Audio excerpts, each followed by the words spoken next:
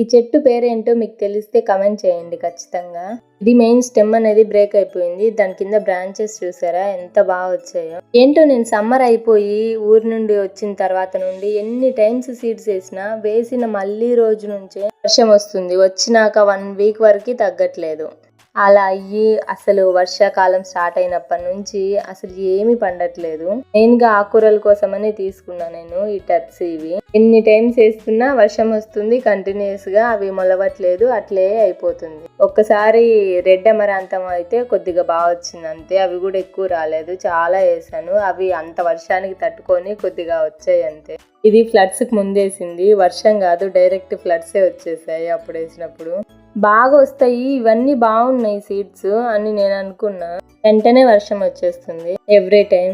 అందరు పిల్లలు కొడతా అంటే ఏడుస్తారు, మా అమ్మాయి ఏంటో విపరీతంగా నవ్వుతుంది. పైగా మళ్ళీ తిరిగి నన్నే కొడుతుంది.